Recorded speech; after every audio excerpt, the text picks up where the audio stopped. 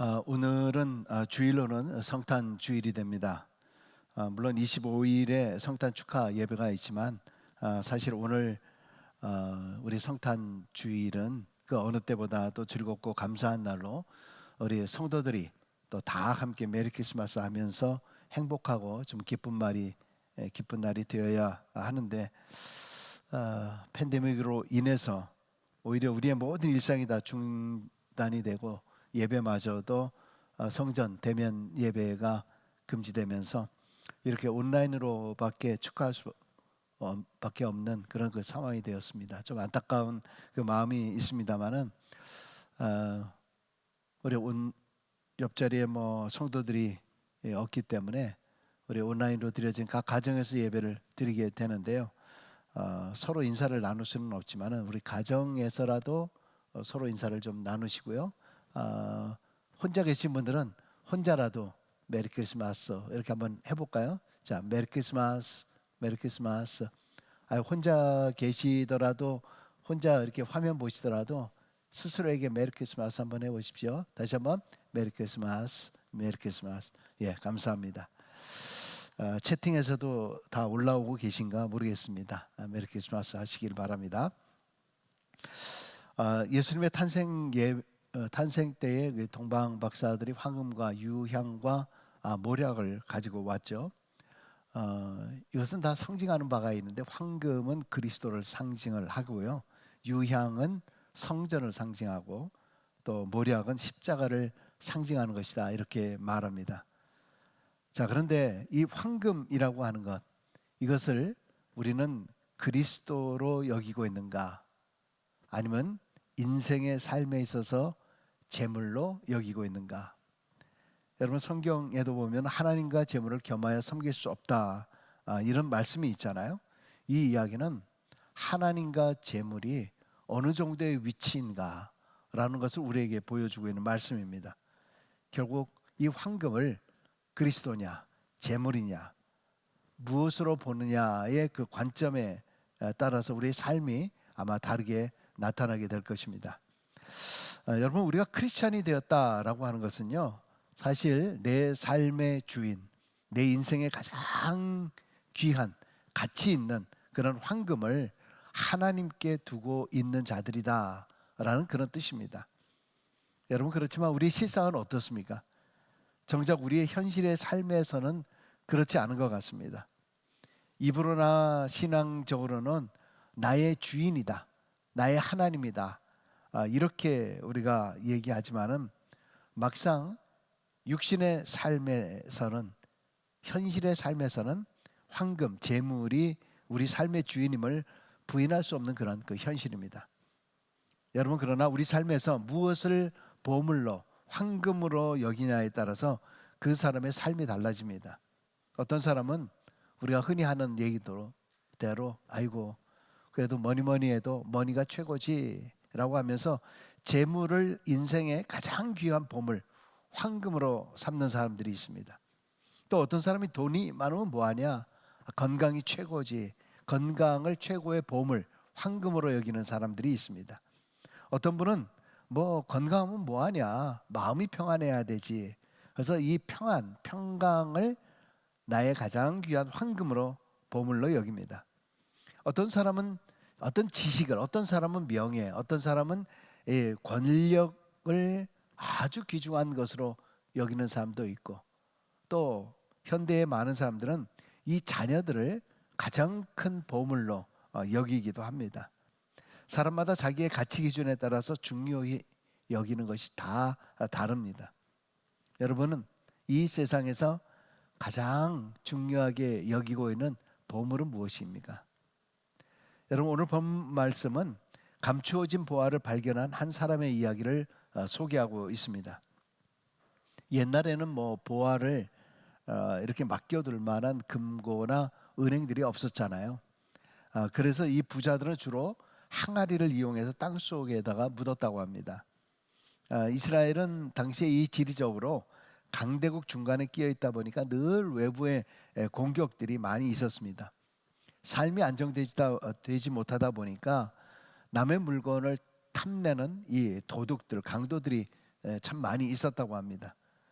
그래서 이 땅속 깊은 곳에 주인만 알고 있는 그 장소에 보물 항아리를 아무도 몰래 묻어두곤 했다고 합니다. 그런데 문제는 이렇게 갑작스럽게 이제 전쟁이 일어나게 되면은 주인이 죽거나 행방불명이 되는 경우들이 있습니다. 그 보화는 땅에 묻히게 되는 거죠. 그러다가 어느 날 우연히 발견될 수도 있고 밭을 갈다가 발견할 수도 있게 됩니다. 그런데 당시에 그 유대인들의 관습에 의하면은 내 소유가 된 땅에서 보물 항아리가 발견되면 그냥 그 땅의 주인 것이 되지만은 문제는 다른 사람의 소유의 땅에서 일하다가 발견이 되면은 이제 좀 문제가 좀 복잡해지는 거죠. 오늘 본문에 등장하는 일꾼은 아마 이런 상황의 주인이 아니라 아마 품꾼이었던 것 같습니다. 그래서 주인이 시킨 남의 밭에서 일을 하다가 보물 항아리를 발견하게 된 것입니다. 그래서 아무에게도 알리지 않고 돌아와서 자기가 가진 모든 소유를 다 팔아서 그 밭을 샀다라고 하는 내용입니다. 여러분, 이 내용은 비유입니다. 비유. 무엇을 설명하기 위한 비유일까요? 바로 천국입니다. 오늘 함께 읽었던 이 마태복음 13장 안에는요 7가지 비유가 있습니다. 그것이 다 천국을 설명하는 비유입니다.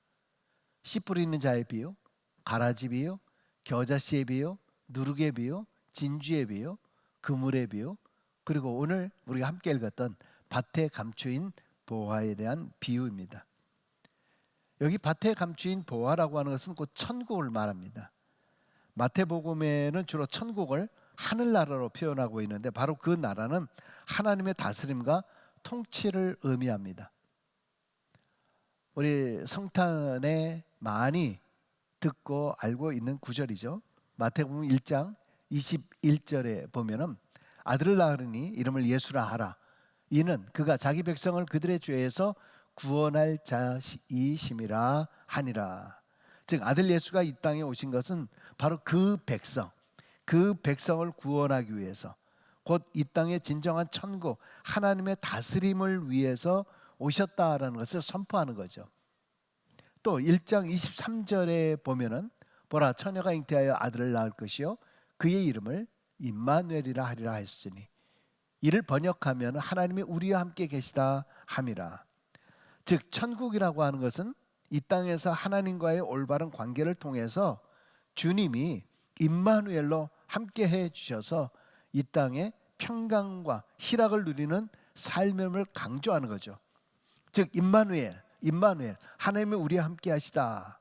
즉 하나님의 나라 하나님의 다스림과 통치가 우리 가운데 임하는 그 순간이다 라는 그런 말씀을 주고 있는 겁니다. 그러니까 이 말은 결국 예수님께서 여러분의 가정을 다스리면은 그것이 천국이 되는 거예요. 예수님이 여러분의 직장과 사업을 다스리면은 그것은 바로 하나님의 나라 천국 하나님의 다스림이 있는 곳이에요. 결국 이 이야기는 우리의 가정을 또 우리의 직장과 사업을 지옥으로 만든다라고 하는 것은 결국 그 이야기는 임마누엘의 하나님을 부인하는 거죠. 임마누엘의 하나님이 거기에 없다라고 하는 그 말 아닙니까? 오늘 본문은 바로 이런 천국이 눈에 보이지 않게 감추어져 있다라고 말하고 있는 것입니다. 땅 주인은 자기 밭에 보화가 숨겨져 있다는 것을 알지 못합니다. 그래서 품꾼이 비싼 값을 준다고 했을 때에 아무 생각이 없이 팔았습니다. 우리가 뭐 다 잘 아는 이야기입니다만은 원래 미국 땅인 알래스카 주는 원래 구소련 러시아 땅이었죠. 당시 이 구소련은 눈과 얼음으로 뒤덮인 이 알래스카를 별로 가치 없는 땅으로 여겨서요. 1867년에 미국에 얼마에 팔았는지 아십니까? 물론 그때의 가치와 지금의 가치는 다르겠습니다만 그 거대한 땅을 720만 달러에 팔아 넘겼다고 합니다. 그런데 알래스카를 산 지 13년 만에 미국은 그 땅에서 무려 3억 달러 이상의 금을 발견하게 되었고요. 그뿐만이 아니라 엄청난 양의 유전이 있다는 것, 그리고 광물들이 엄청나게 매장되어 있다는 것을 발견을 했습니다.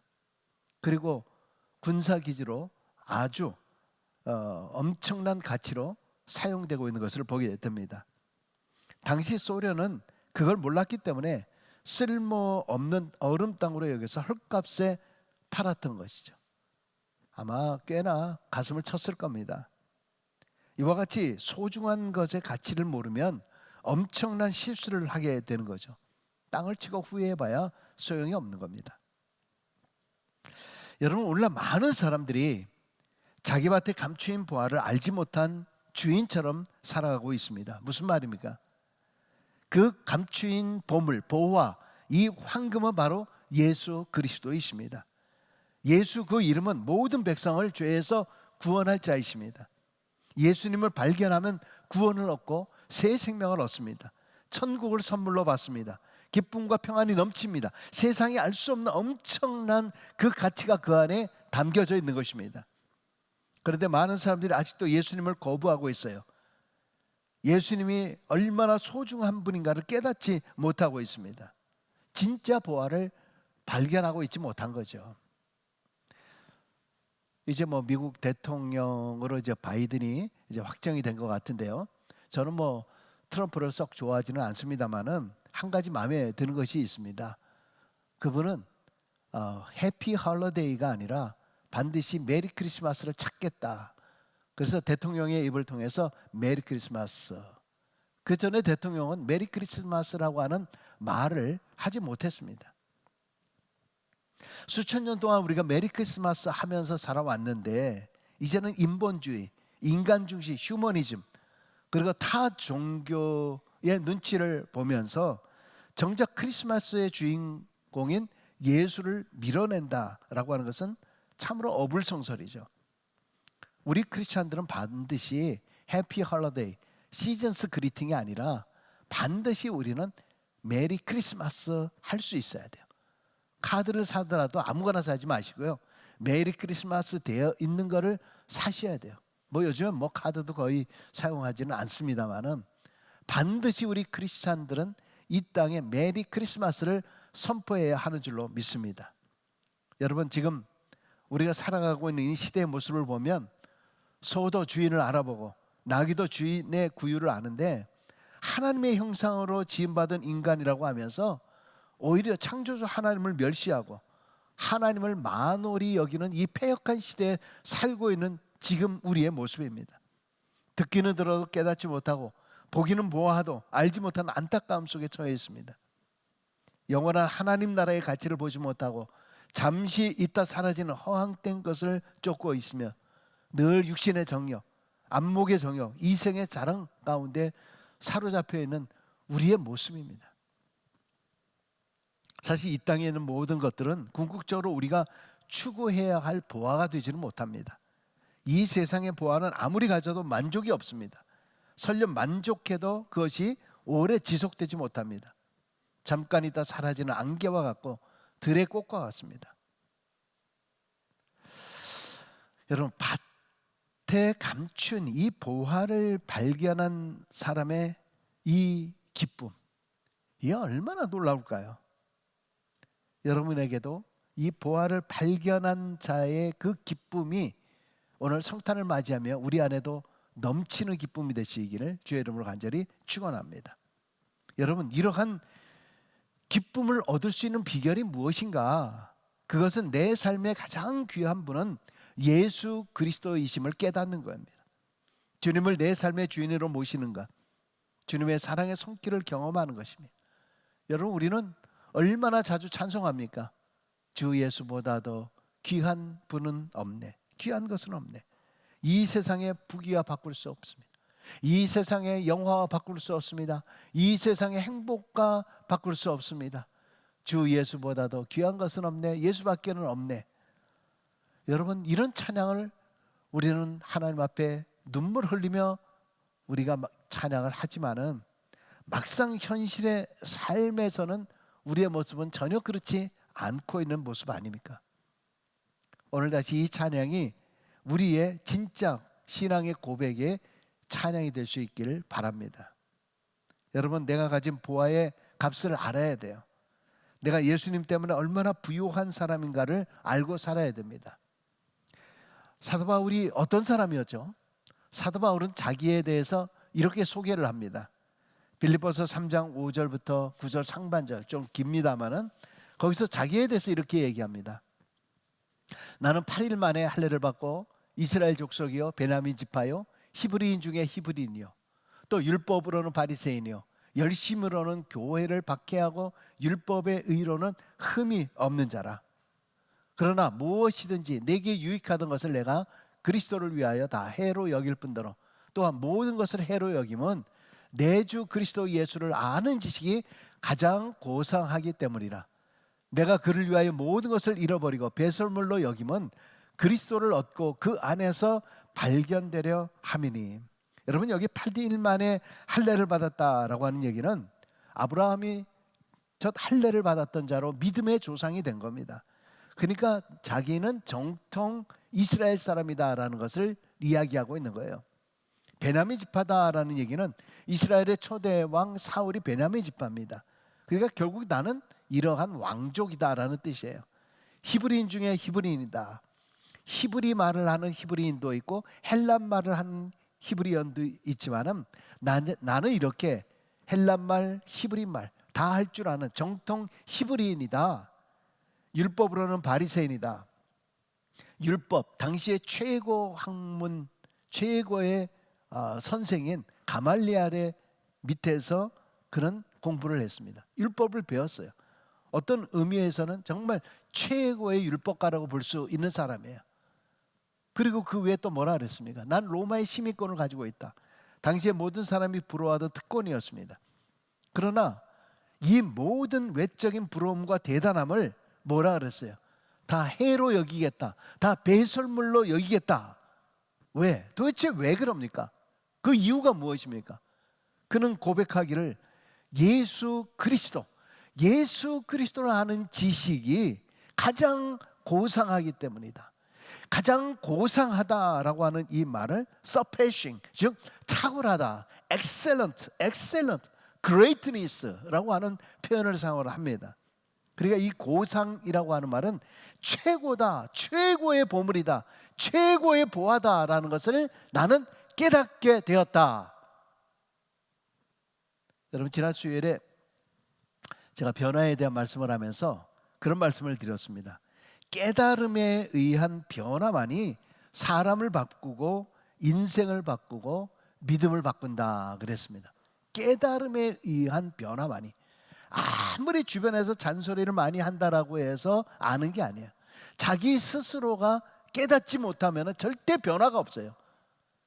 자기 스스로가 깨달아야 그때부터 변화가 일어나는 거예요. 그래서 이 깨닫다라고 하는 말이 어디서 나온 겁니까? 깨다라고 하는 말과 알다라고 하는 말, 그 말이 합쳐진 거예요. 깨다라고 하는 말, 알다라고 하는 말. 그 얘기는 뭐예요? 결국 깨는 거예요.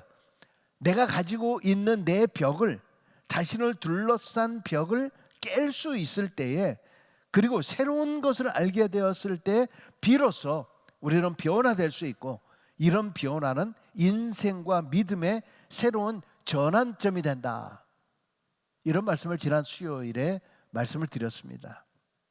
여러분, 바울은 하나님 나라를 통해서 주시는 놀라운 은혜와 평안이 세상에서 사람들이 가치 있다고 생각하는 그런 것과는 비교할 수 없는, 세상의 것과는 비교할 수 없는 정말 가장 큰 보화라는 그 깨달음이 그에게 있었기 때문에 자기 인생을 최고의 보화이신 주님께 그 인생을 걸었던 거예요. 할렐루야.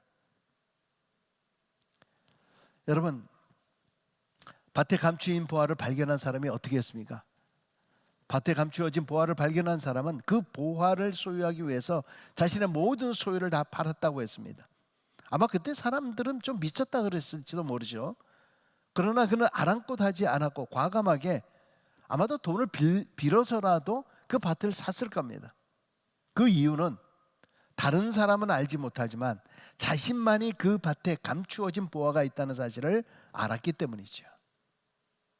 여러분, 그런데요, 여기서 중요한 것은 뭐냐 하면은 보물을 발견했다라고 하는 사실에 기쁨만 느낀다고 해서 그것이 자신의 것이 되는 것은 아닙니다.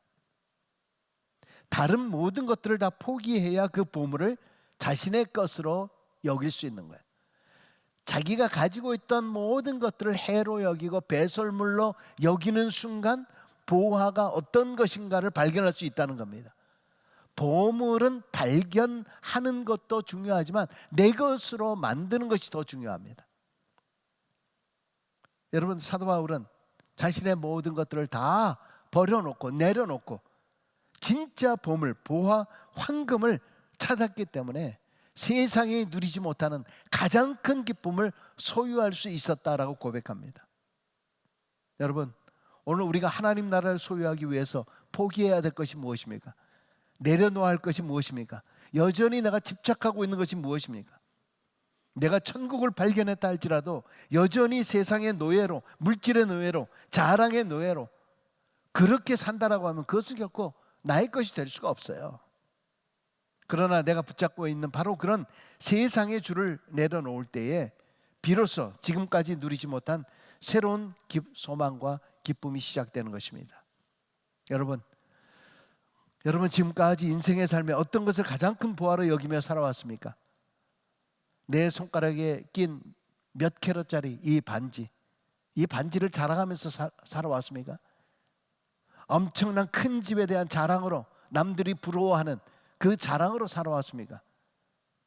내 자녀가 무엇이 되었다라고 하는 자랑과 자부심으로 살아왔습니까? 아니면 그렇지 못하다는 것에 열등감을 가지며 살아왔습니까? 내가 무엇을 했었다라고 하는 과거를 자랑하면서 드러내면서 그렇게 살아가고 있습니까? 여러분, 그러나 이런 팬데믹을 맞이하면서 그 자랑들이 정말 대단한 영향력을 발휘하고 있습니까? 지금까지 내가 대단하다고 생각해 왔던 것들이 정말 영원히 대단한 것입니까? 권력이라고 하는 것도, 미모라고 하는 것도, 명예라고 하는 것도, 재물이라고 하는 것도 여러분, 우리가 다 천국 갈 때 가져가는 것 아니죠. 우리가 천국 갈 때 단 한 가지 필요한 것은 바로 우리의 믿음입니다.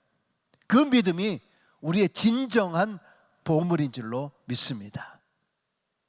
여러분, 영원히 소멸되지 않는 불멸의 가치를 붙잡으십시오. 그것은 바로 길이요 진리요 생명 되시는 예수 그리스도이십니다. 내게 영원한 생명을 주신 분, 내게 위로와 소망을 주시는 분, 내게 참된 기쁨과 행복을 안겨주시는 분, 그 이름 예수 그리스도이십니다. 오늘 그 예수님이 바로 이 땅에 오셨습니다. 내 인생의 최고의 황금, 보화, 보물이신 주님이 내 곁에 오셨습니다. 바로 그 임마누엘의 하나님이 지금 나와 함께 하십니다. 여러분, 다시 힘을 내십시오. 감추어진 보화, 인생의 참 가치를 다시 찾으십시오. 그리고 오직 예수 그리스도를 아는 지식이 최고임을 선포하십시오. 그것이 바로 메리 크리스마스를 맞이하는 오늘의 진짜 크리스찬들의 모습입니다. 메리 크리스마스, 바로 그 주님이 나에게 오심을 기쁨으로 맞이하시고 위로와 평강을 누리시며 오늘도 천성을 향해서 힘차게 달려가는 땅의 보화만을 캐내는 자들이 아니라 하늘의 보화를 캐는 자들이 되시기를 주의 이름으로 간절히 축원합니다.